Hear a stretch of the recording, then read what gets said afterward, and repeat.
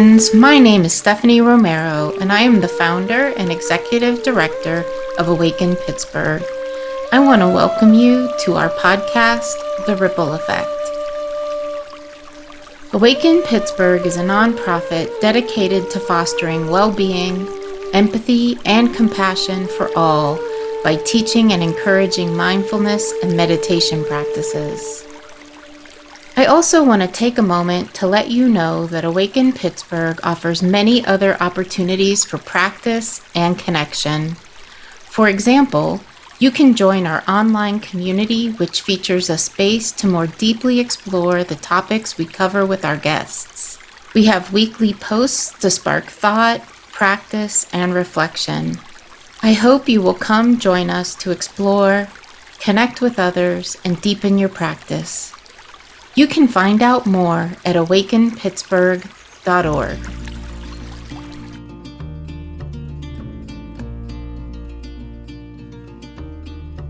Richard, thank you so much for joining us on the Ripple Effect podcast. I'm excited to get to know you better and have this conversation about awareness. Well, thank you, Stephanie. I'm excited to be here.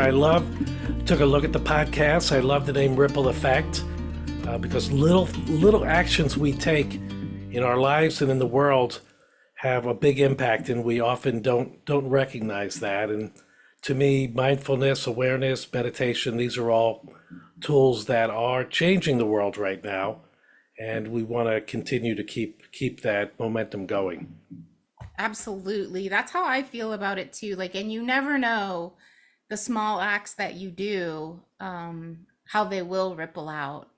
Very much so. Very much so. I would love for our listeners to just get to know you a little bit and the role of meditation and mindfulness in your life and how you came to the work that you do. Well, it's interesting. The story I tell people about my mindfulness practice started when I was about 7 years old. And the situation was one where I had a headache. And I told my parents, I have a headache. And my father said, well, here's some aspirin, because that's what we did back then. Here's some aspirin, go upstairs and lie down. So I went upstairs and lied down. And when I was dealing with this headache, I imagined, this is my memory, I imagined that I was seeing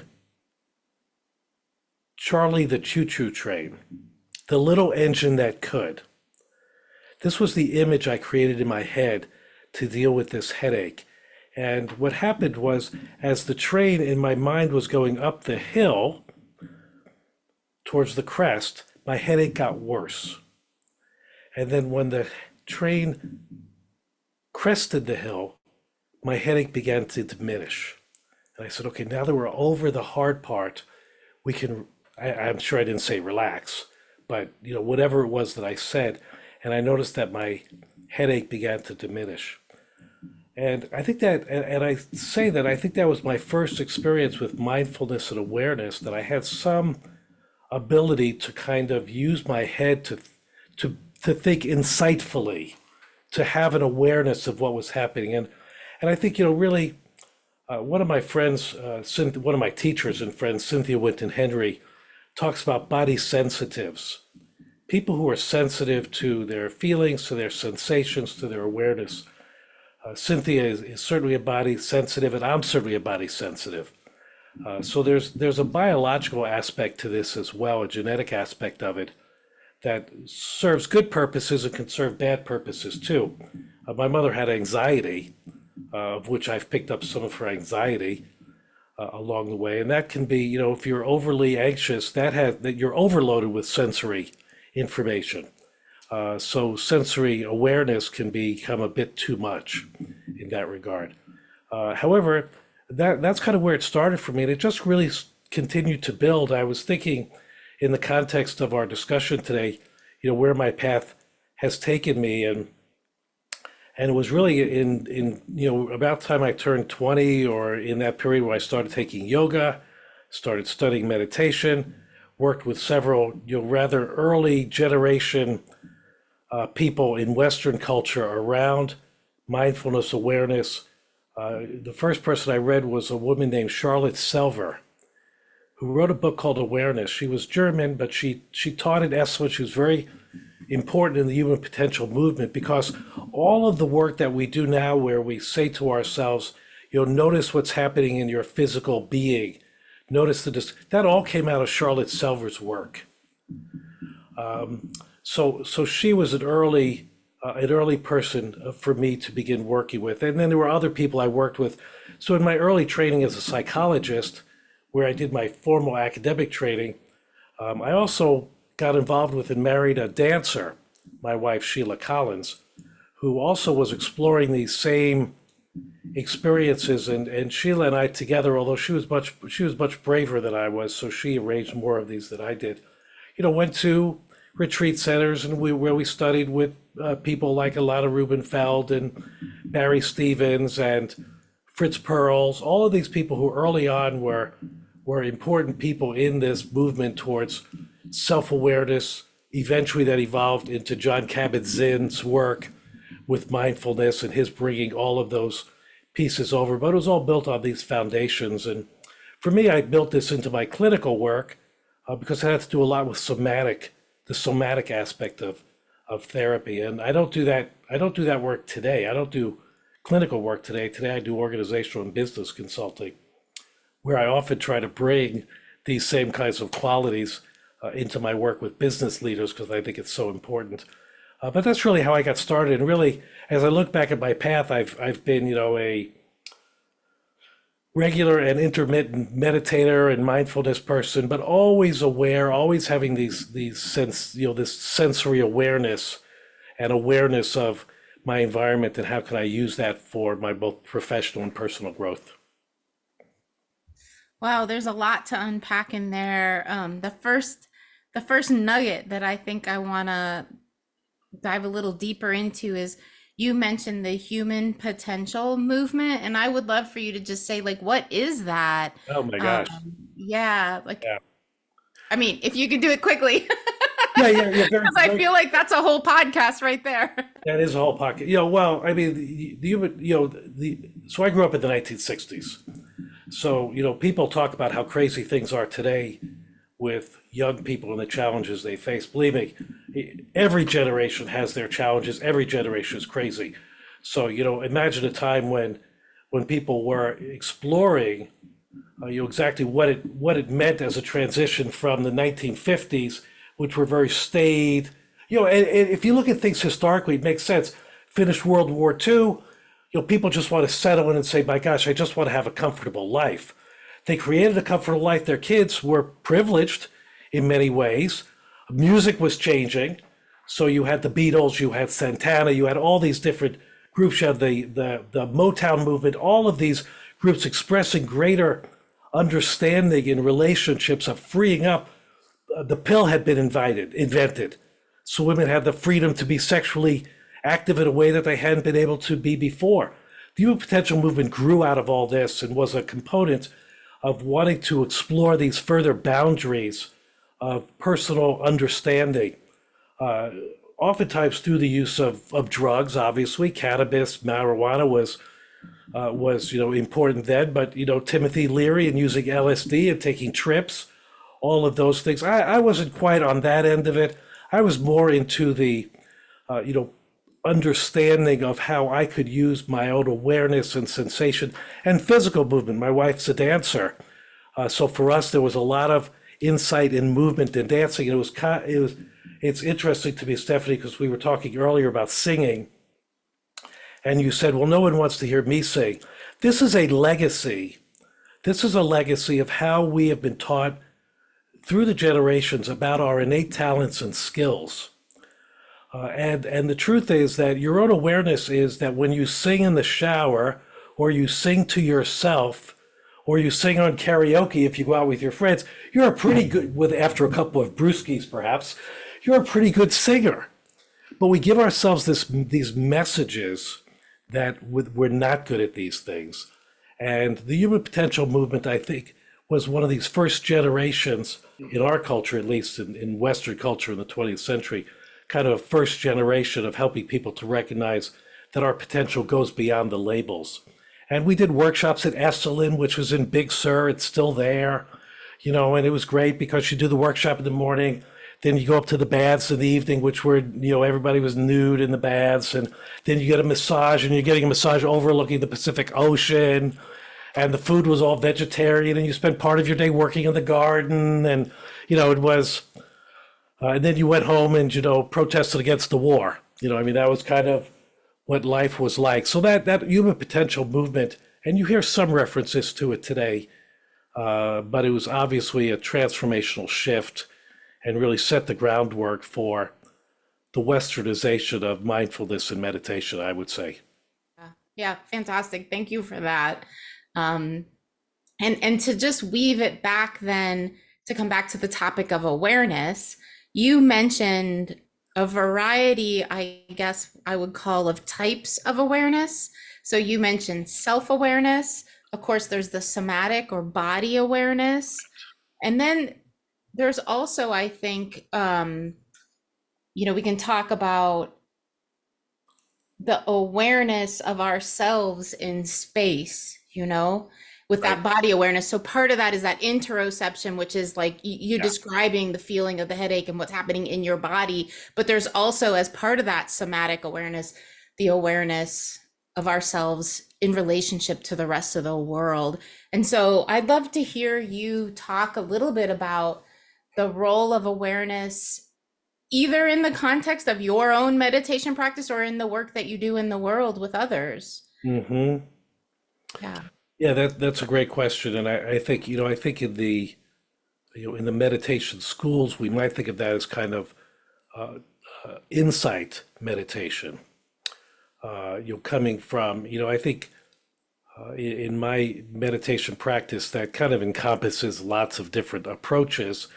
One of the things that I try to be very easy with myself about is that if doing a mindfulness or a meditation and my mind drifts off to something that I need to be, that is there for me, I don't beat myself up about it. Oftentimes, good ideas come out of those episodes unrelated to my being, in the moment and quiet and not doing that. And I think that sense of insight, awareness is very, very important for us to have. I think the delightful thing for me is how much it's impacted my work and personal and professional growth. I have something that I refer to as free information that I talk about with my clients. And free information is that when you're working with somebody, and it doesn't have to be a client, it could be your kid, it could be your spouse, it could be a friend, and they take a certain action or they do a certain thing that you do or don't agree with. It's delightful to just not respond to it, to have kind of a neutral stance and observe what it is that is happening. And I call that free information because I don't have to say to them, "Are you really upset?" Because I can tell they're really upset. Or, I think parents see that with their children. I think the expression we might use is you see the delight in your child. So, if your kid is playing soccer, and she's running all over the field, and she intercepts a pass that leads to a score, and you see her jumping on her other teammates, you just delight in that awareness of seeing that. And that's kind of free information. You don't have to ask her if she had a good time. She's having a good time. So I use that with my clients all the time, and I use it with myself, which is I try to ask myself, how am I feeling in this situation? It's a little easier with my clients, to be honest, than it is with me.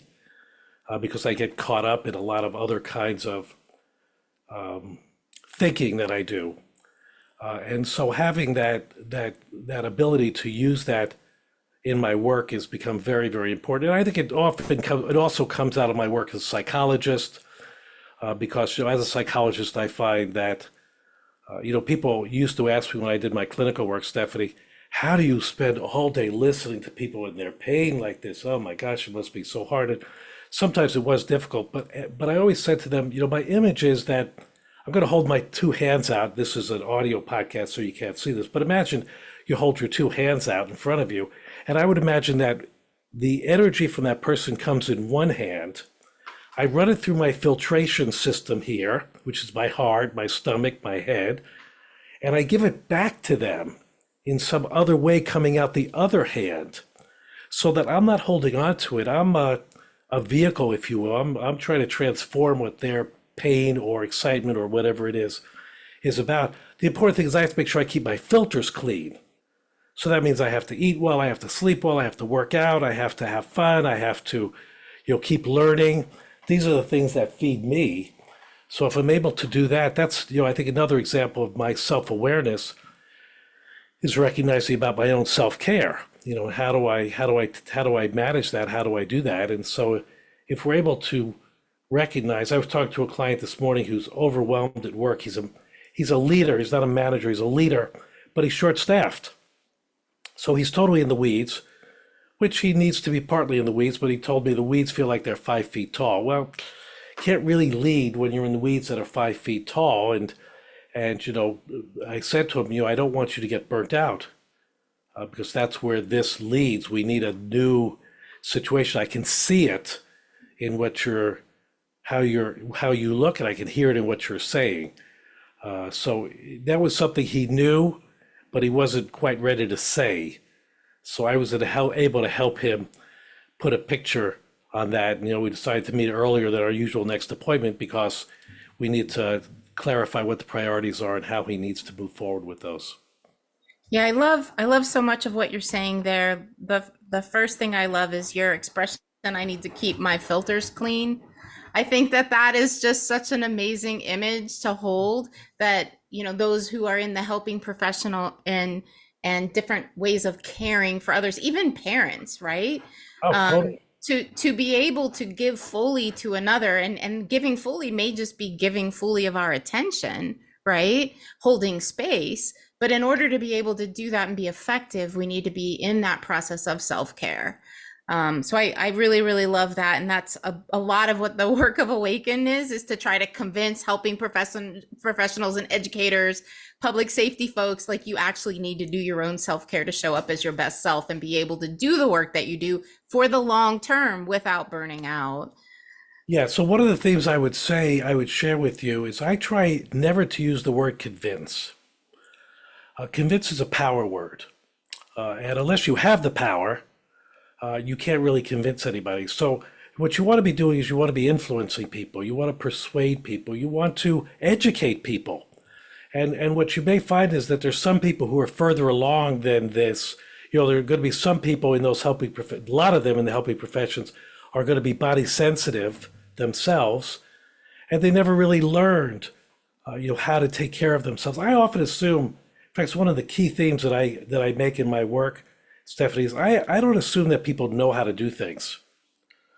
So here's another quick story for you. When I was 15, 16, 17, I broke my wrist. And it was a Saturday, so my parents knew an orthopedic surgeon, says, well, meet me at his office. So we meet at his office, and he says, well, listen, Rich, here's what I'm going to do. I'm going to shoot you full of Novocaine, and then I'm going to reduce your wrist, the reduction, because it wasn't fractured, it was broken, so we could slide it back. He said, but I need your help in doing that. Otherwise, we're going to have to go to the hospital, we're going to have to put you under. I said, Doc, whatever you want me to do, I'll do the best I can. So he says, great. So he shoots my head full of Novocaine, and he starts to reduce my wrist, and he goes, I need for you to relax. Okay. I need for you to relax. Rich, relax your wrist, will you?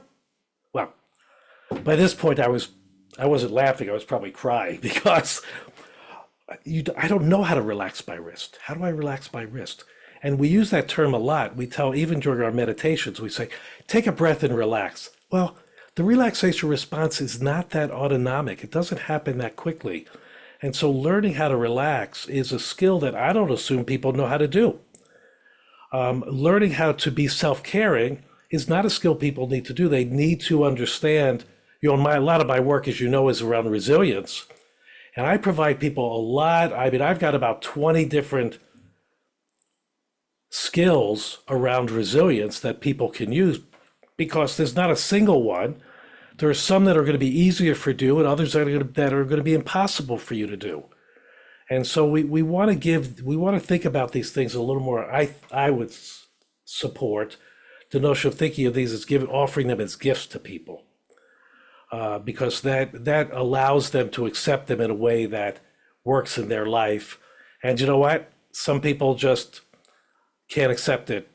And, it's unfortunate because we hate to lose people who are caring, and yet, it may not be working for them. Does that make sense? Yeah, totally. I love the shift from uh, convince to influence or educate, Yes. like I really love that shift. The other thing that about what you were saying before about free information made me think of two things. One of them is trusting what you see and feel and know, right? Just having that trust. And that's another thing that I think some of us have been kind of trained in self-doubt, right? And I would say as a woman, I think as a woman, we're often trained in getting that validation that what we just heard, what we just saw is actually real with the other person, like that constant, oh, is that how you really think about it? Or can I echo that back to you? And there's a lack of just like self-trust that Right. actually my experience is my experience and it's real and it's right just because it's my experience, right? And and I love that because I really feel like that is a way of just settling the nervous system because you don't have that constant nagging doubt. Right. Right. You can just trust that the experience of seeing your child enjoying themselves on the soccer field is enough in itself. You don't need to get the extra validation or whatever. That you're so right. And the whole theme of, going with our gut and using that insight emotion has become such an important part of not just the workplace, but really the world right now. In some ways, it can get overdone. We could talk about how it gets overdone sometimes. However, we need to be able to trust that more. And I think, it's interesting because I think women are much better at that. I don't think, I know women are much better than that at that than men. And of course, the male dominated culture or male focused culture diminishes the importance of that. So we have to go with the data rather than the instinct. And now what we're seeing is decision makers base those things on more of our emotions. In fact, there's a whole field, behavioral economics, that talks about the fact that economic decisions are not made based on fact, they're based on emotion. So how do we learn to respect that in ourselves, honor that, and and believe that your experience is valid and that you can use that as data. In fact, you could, from a scientific point of view, you could call that a single case study. So, my single case study on that is that, and that now you're validating it within anybody who needs that kind of scientific perspective. It's a voice of one, and it's an important voice of one. Yeah, I love that single case study approach and to, in some ways I always approach my own life as like my life is an experiment. For example, I am experimenting and having a nonprofit and bringing mindfulness to others. Is it going to work? Can I do it? Maybe it will, maybe it won't, but to just offer and try and be in the experiment of it, giving of myself fully to do the thing that I'm interested in doing and seeing how that case study plays out, I love it. I love it. And I think, the people who are most successful will tell you that they didn't learn from their successes, they learned from their failures. And unless you have the courage, as you do, to try something that you're passionate about, that you believe in, and you believe can help make a difference in people's lives, that's a great formula, and so go forward with it. If it works, great. If it doesn't work, great. You're going to take that learning and make something better out of it. Hopefully. Hopefully. The other piece about what you were saying about free information that really struck me is in many Buddhist teachings, there's the idea of sympathetic joy, right? And that was something else that I was kind of feeling as you were talking, like, I'm a mom, seeing your child really enjoy themselves or seeing someone else really enjoy themselves brings me joy, right? Absolutely. Brings me joy. And I was recently reading something on actually envy and jealousy and how sympathetic joy is the antidote to that, right? And Yes. so I guess I just wanted to name that that's what was coming up for me as you were talking, and thinking about the fact that, in moments when I felt jealousy, the awareness of that, like I don't actually view jealousy as a negative emotion. I think it's with emotions, it's all information for me, Right. right? Right. So I feel jealousy, and then I get curious about, like, because that's so interesting. Why would you be jealous of something, right? And is that information about a lack in me, or is it a feeling about that other person? So there's so much to explore there. But I guess with that free information idea, I would just love to hear more about how we can take our awareness into those situations.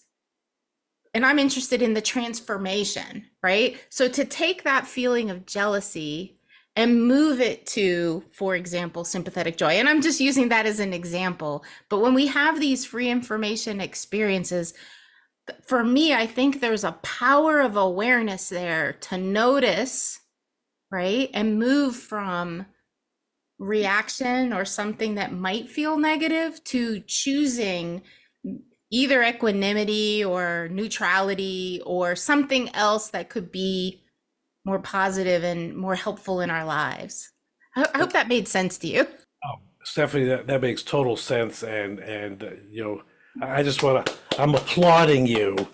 That insight and awareness that you have of that, personal transformation is so powerful and is such an important role model for people to hear and see you manifest. Thank you so much for doing that. I'm a very, in the work that I do with corporations and leaders, I focus a lot on skills and capabilities and competencies, a little bit like talking about relaxation. We can apply a set of skills to the workplace.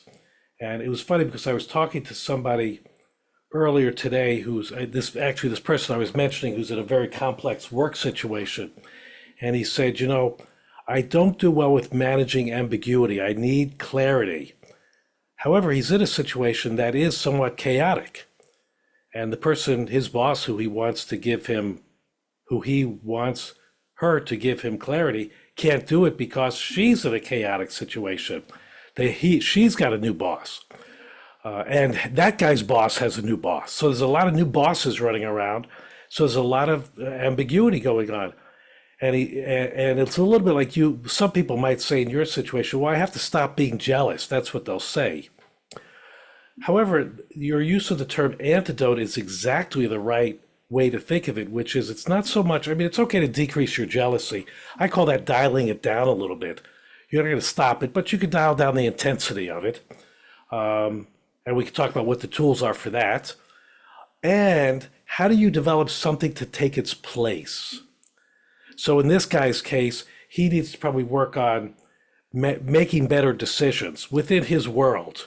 If he could create a little more stability within his world, that's going to help him eliminate some of the ambiguity. So he's got control. He's a boss. He can do some of that.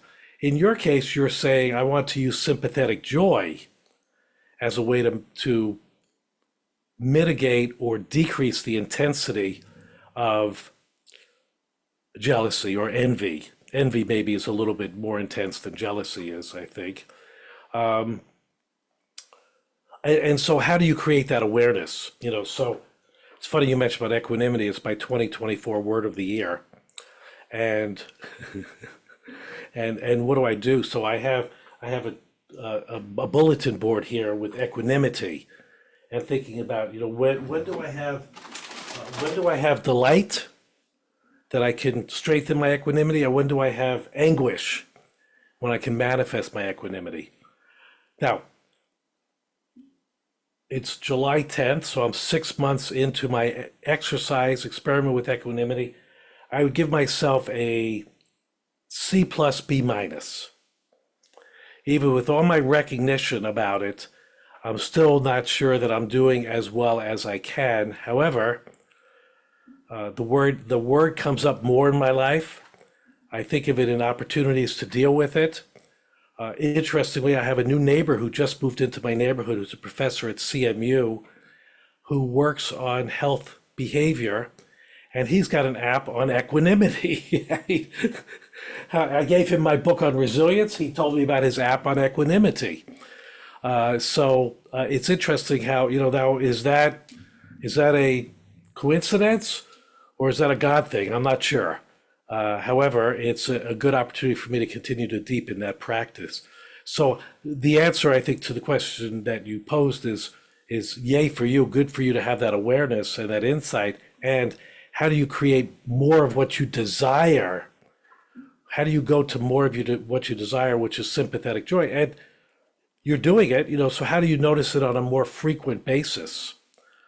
One of the things I always think about, and people always ask me, is how do you use your awareness in your daily life as opposed to in your meditation work, or so my wife went over to see the Rembrandt exhibit this morning. I was supposed to go, but I didn't have it in my calendar, so I missed it.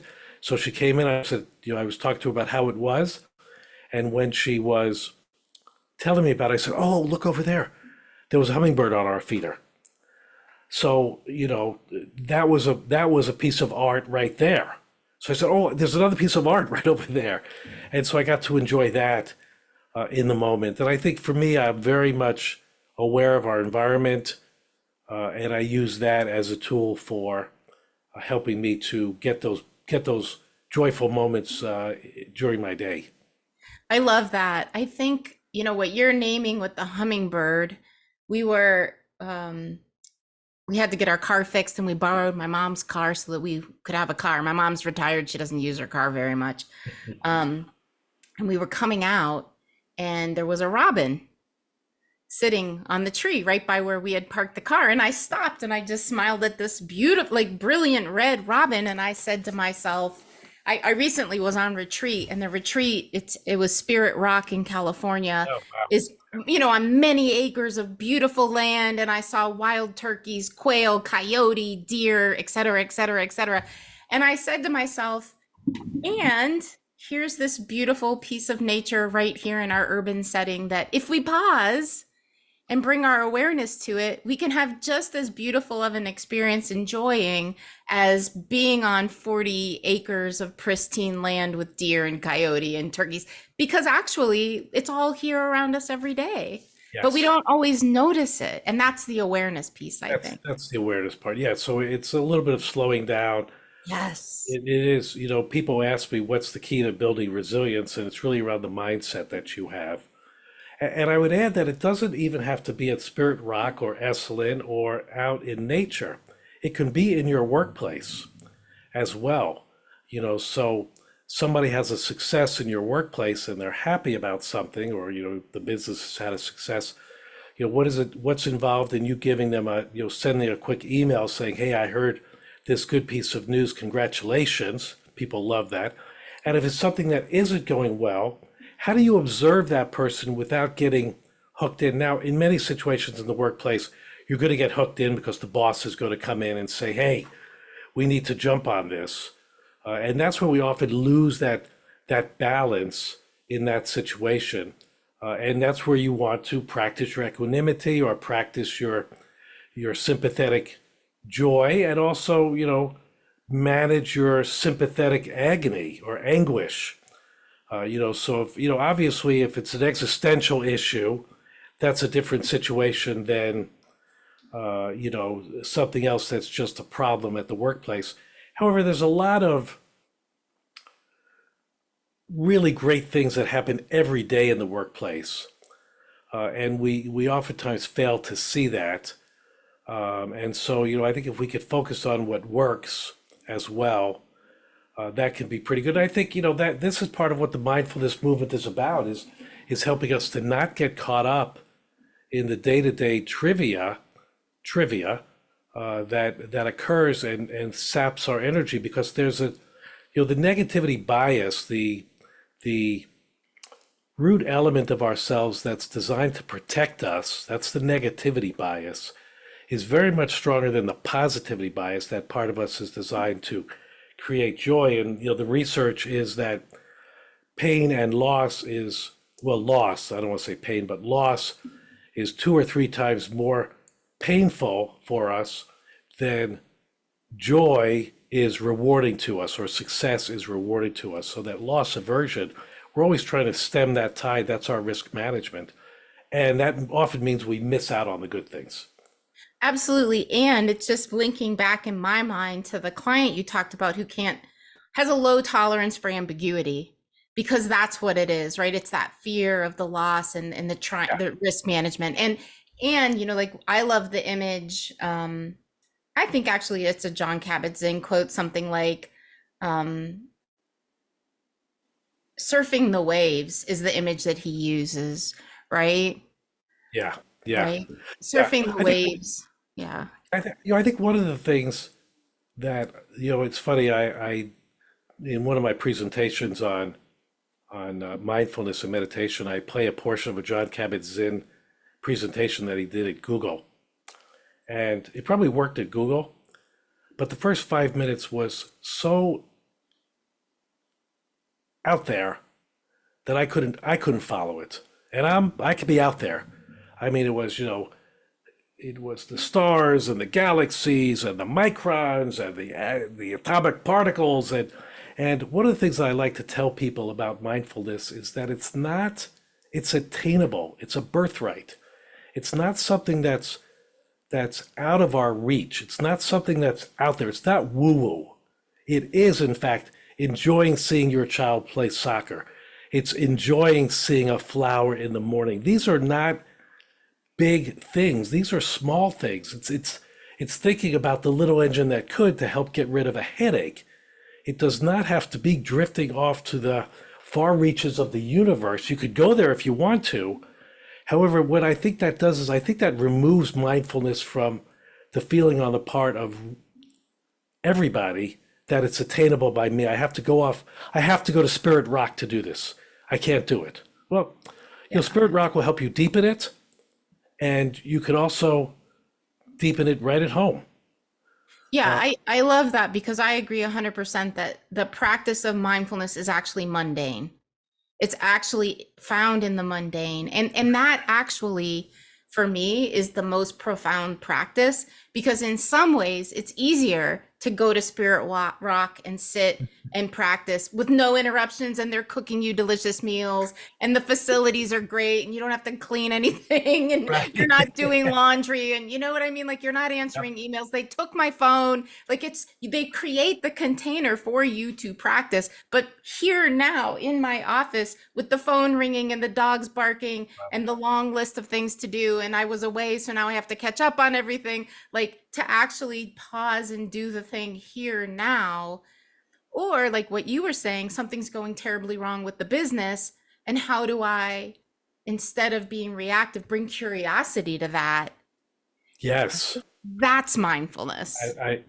absolutely. I love the notion of curiosity. And, and simple tools that people can do is to put post-it notes on their computer, put post-it notes on their bathroom mirror.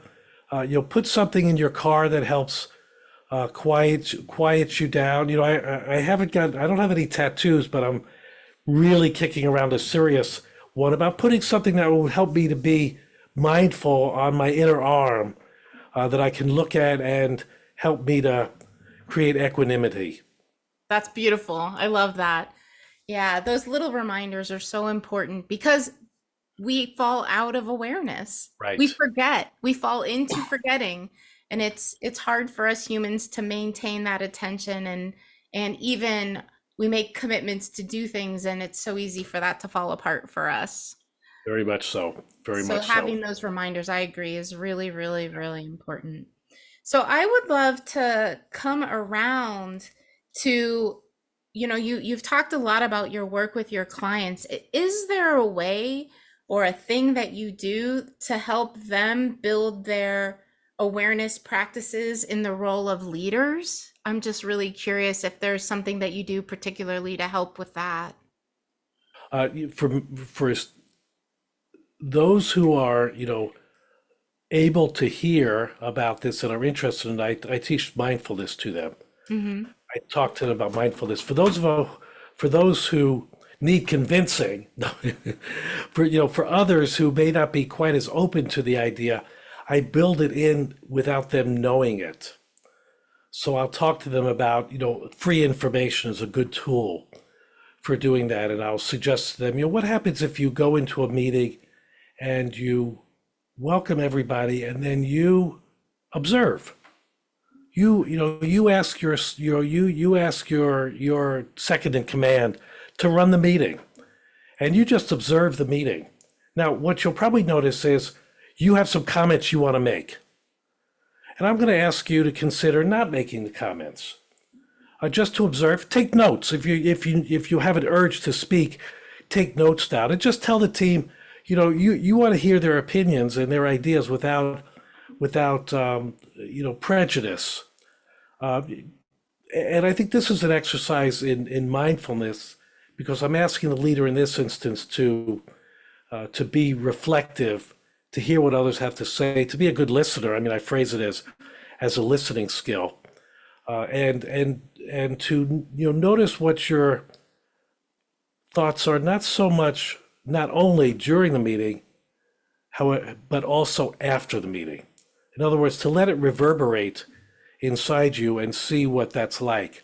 And to do that in other parts of the organization. When you're in a meeting with your peers, one of the comments that I do a lot of work with women around leadership, and one of the observations that the research says, and that I tell them, I think is their experience, because it certainly is mine, is that if you're in a room with men and women at a meeting, the men are going to talk more of the time than the women are.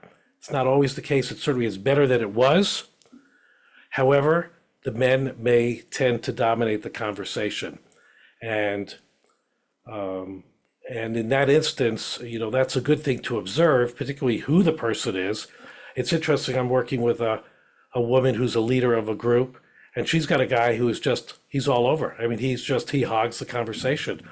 And she is a little more harmonious, and she needs to be, so what she tends to do is kind of ignore it as opposed to confront it.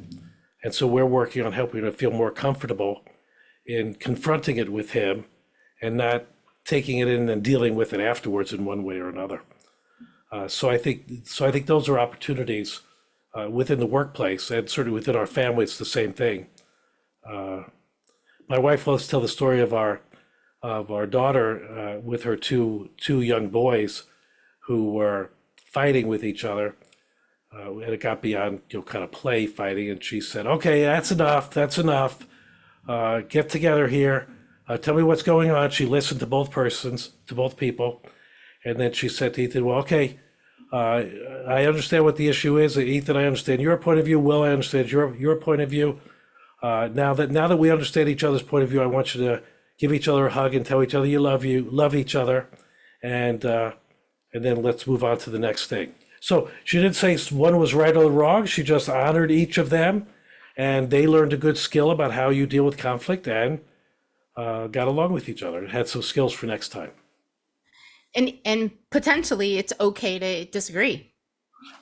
Absolutely. Depending on what the context was there, that, you can be in harmony with someone and not agree with everything they say. And I don't want to get political, but I feel like we haven't been doing that as a culture. Like, if I disagree with you, you're the enemy now, right? Yes. Culturally, somehow that has happened in our world, and that's not real. That's actually not real. We can disagree and still be in relationship and be in caring relationship even. Yeah, the metaphor for that with, and we could use it from a political point of view, but we don't have to. It really exists in other means, which is for example, when I start working with clients, they're often, they're even my business people, they're overwhelmed, they're overworked, they're burnt out, they're angry, whatever it is. I just give them space. I say, "Liz, we're going to take 3 or 4 sessions, and I just want you to vent. Just tell me everything that's you're unhappy about. I may have a comment, I may not. I may have a suggestion, I may not. You can take it or leave it. I just want you to tell me everything." And by the end of 3 or 4 sessions, they feel better. And we can start, what I say is they've emptied themselves. Same thing in the political atmosphere, which is if you've got somebody who has a political point of view, just listen to them. I mean, I've got a neighbor across the street who is completely politically different from what I am. And my position, my equanimitous position is to say, Claire, I can see where your perspective is on that. And that's it. I don't have to say to her, oh, you're completely wrong. So you don't, in order to recognize that you don't agree with people, you don't have to say you don't agree. Just let them have their point of view. And if that conversation goes on long enough, I don't know, if I had lengthier conversations with my neighbor, eventually she would come around to say, well, tell me why you think differently on this. She would come around to that. Because that's we want to get along with each other. We don't want to be enemies. That's not our better angel nature. Yeah, for sure. For sure. Yeah, it's all good. But I love your description of the listening activity for leaders, just observing, holding the reactions, and just noticing. I feel like that's just such a great skill to have, but also if we're planning what we're going to say, and that was the example you're kind of giving with your neighbor too, if we're busy planning our response, then we are not fully aware of what the other person is saying. We can't be. So that we actually, when we do our classes, we often do a dyad where we take turns on a topic where we just speak and the other person is not permitted to say anything, that they are just instructed, try to listen with an open heart, but don't say a word. That's all you're going to do is receive with an open heart. And then we switch and then the other person does it. And I feel like that exercise has two things. It really shows us the awareness of how our minds want to respond, right? That habitual tendency to, I got to say something, I got to jump in. But it also shows us what it feels like to be fully listened to. And that's what you're describing with giving your client 3 to 4 sessions to just get it all out, because we are hungry to be heard. Absolutely. And so if we go back to where we started around awareness and sensory awareness, one of the pre-tools or skills that could be used in that situation is to do a little bit of a 30-second practice around what it means to have an open heart. So what's an open heart mean? So how do you,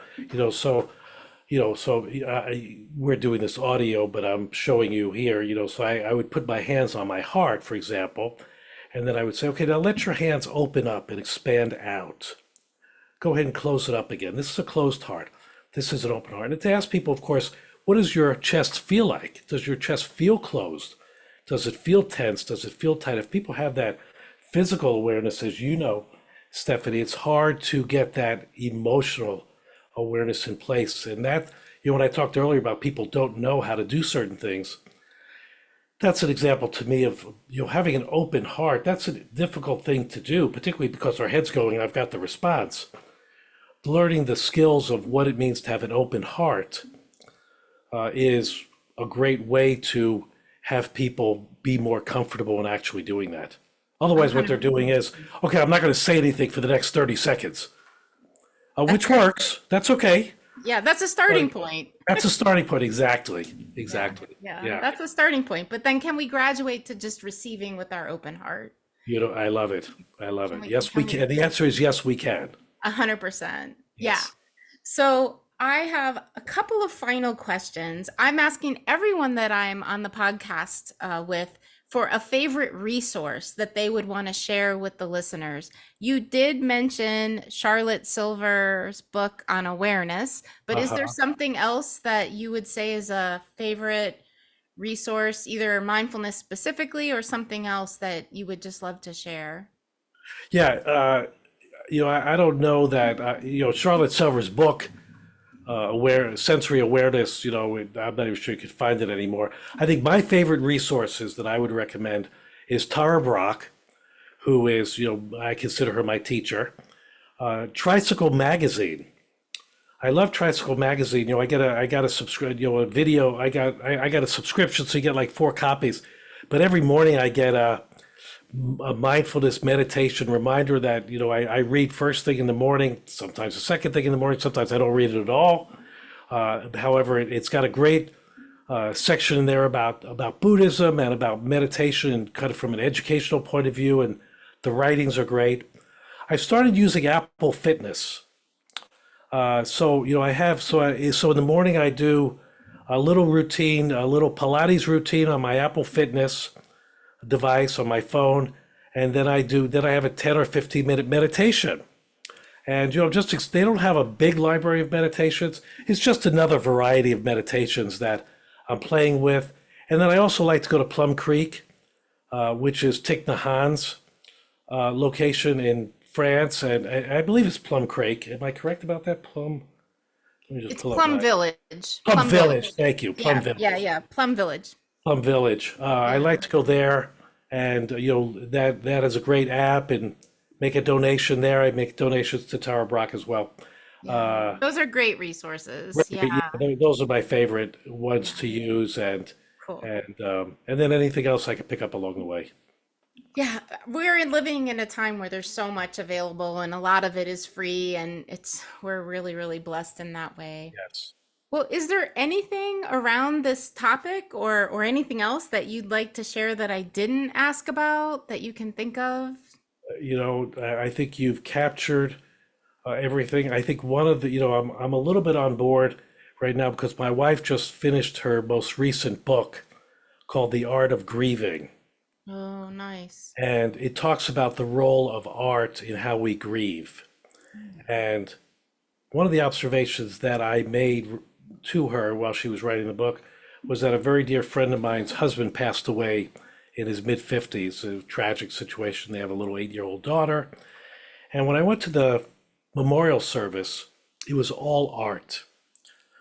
When you came in, there were pictures of him on the wall. When you entered the cathedral, they were playing welcoming music. There were photographs of Alex and the family posted on the ceiling. 2 young women from the choir came out and sang a cappella. The minister read biblical poems. People came up and told stories. It was all art.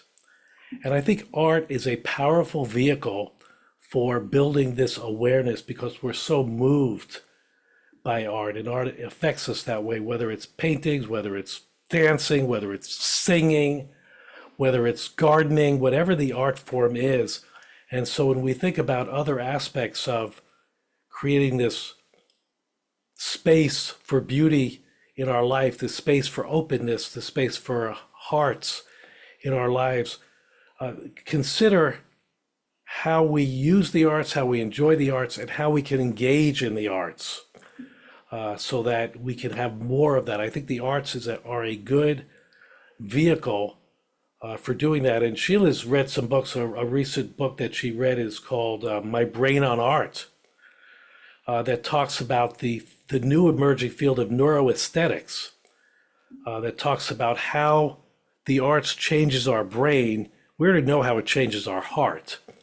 And I think that's another very easy and common vehicle for us to enjoy. We do it every day when we play music and we dance and we go to the art gallery and things like that. So I'm kind of onto that because of Sheila's work, and I think I'm seeing new visions for how I can use that in my work for myself and others. I love it. I love it. The arts are so important. And I think you were talking about at one point, like really savoring joy and happiness and bringing that in and being in the presence of beauty, whether that's nature or art, song, right, whatever, like that is another thing that could be part of our self-care repertoire. And recognizing that it's also part of our grief and pain. Yes, yes. So when things aren't going very well, how do you gain that perspective? And the arts can help us recover from that. Listen, if you're in a bad mood and you start putting on, Taylor Swift or Stevie Wonder or Marianne Blige or whoever it is who does it for you, your mood's going to change. And out of that changing mood, you're going to get that insight of perhaps how to resolve the issue that you're dealing with. I love it. Maybe we'll end on that beautiful note of sharing the arts, both to increase our joy and also work with our sorrow. I love that. Thank you so much, Richard. It's been so much fun talking to you. Thank you, Stephanie. It's been great fun talking with you, and I look forward to hearing the podcast and seeing more of the great conversations you're having with people.